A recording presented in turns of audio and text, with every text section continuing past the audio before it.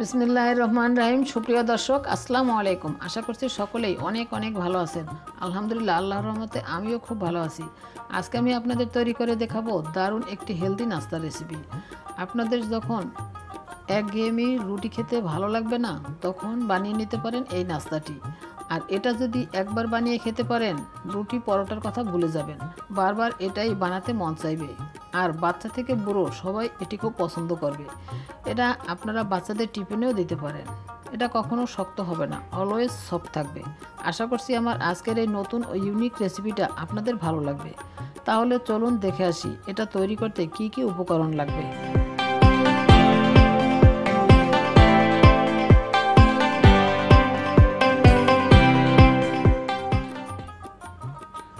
প্রথমে একটা mixing bowl নিয়ে তার মধ্যে দিয়ে দিলাম ডিম 4টি। ডিমটা একটা কাঁটা চামচের সাহায্যে ফেটিয়ে নিচ্ছি। এবার অ্যাড করে দিলাম ক্যাপসিকাম কুচি 1/4 কাপ। আমি লাল ও সবুজ দুই রকমের ক্যাপসিকাম নিয়েছি। আপনারা যে কোনো একরকম, 2 রকম বা 3 রকমের ক্যাপসিকামও নিতে পারবেন। আবার ক্যাপসিকাম ছাড়াও তৈরি করতে পারবেন। এরপর দিয়ে দিচ্ছি টমেটো কুচি মাঝারি সাইজের একটি। আমি টমেটোর বিচিটা ফেলে দিয়েছি।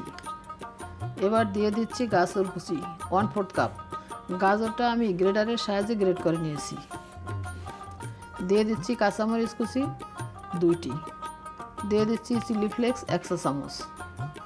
দিয়ে দিচ্ছি গোলমরিচ গুঁড়া 1/2 চা চামচ। এবার দিয়ে দিচ্ছি ধনেপাতা কুচি 2 টেবিল চামচ।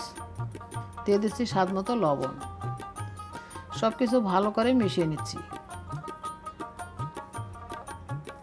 মেশানো হয়ে গেলে অ্যাড করে দিচ্ছি দুধ। আবারও ভালো করে মিশিয়ে নিতে হবে। এখন দিয়ে দিচ্ছি ময়দা 1.5 কাপ। এবার দুধ ও ডিমের মিশ্রণের সাথে ময়দাটা ভালো করে মিশিয়ে নিতে হবে। এখানে আমার 1.5 কাপ ময়দার সাথে 1.5 কাপ দুধ লেগেছে। আপনাদের কম বেশি লাগতে পারে। এই ব্যাটারটা খুব বেশি ঘন বা পাতলা হবে না, তাই বুঝে দুধটা অ্যাড করতে হবে। আর যদি দেখেন বেশি পাতলা হয়ে গেছে, সেক্ষেত্রে আর কিছুটা ময়দা দিয়ে পারফেক্ট একটা ডো তৈরি করে নিতে হবে।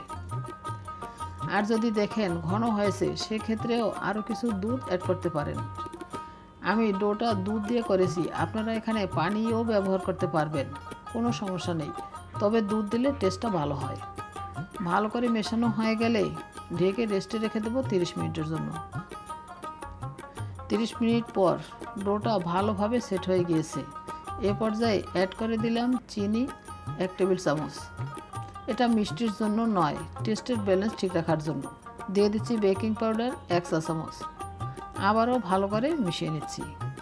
ভালো করে মিশিয়ে নিয়েছি।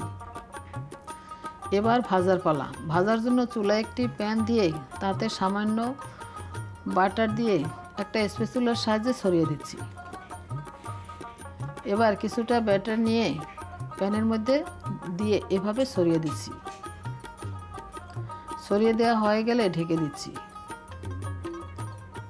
অপেক্ষা করব 2 থেকে 3 মিনিট। এ সময় চুলার আঁচ লোতেই রাখতে হবে, বা লো থেকে একটু বাড়িয়ে দিতে পারেন।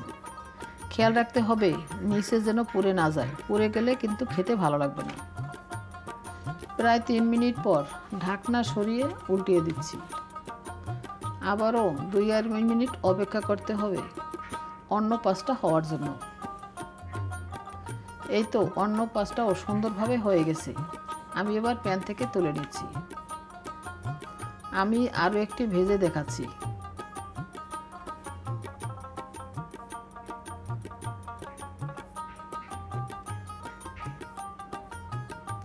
আরও একটি রুটি ভেজে নিয়েছি। আর একইভাবে সবগুলি রুটি ভেজে নিয়েছি। আর এরই মাঝে তৈরি হয়ে গেল দারুণ স্বাদের হেলদি ব্রেকফাস্ট। দেখতেই পারছেন এটা কতটা সুন্দর আর লোভনীয় হয়েছে। আর হেলদি তো বটেই। আপনারা চাইলে বাসায় ট্রাই করতে পারেন। আশা করছি আমার আজকের এই নতুন হেলদি ও অসম্ভব মজার রেসিপিটা আপনাদের ভালো লেগেছে। রেসিপি ভালো লাগলে একটা লাইক দিবেন, পরিবার ও বন্ধুদের মাঝে শেয়ার করতে পারেন। আর চ্যানেলটি সাবস্ক্রাইব করে বেল বাটনটি অন করে দিবেন আমার পরবর্তী ভিডিওর নোটিফিকেশন সবার আগে পাওয়ার জন্য। সবাইকে অসংখ্য ধন্যবাদ জানিয়ে আজ এখানেই বিদায় নিচ্ছি। সবাই খুব ভালো থাকবেন। আল্লাহ হাফেজ।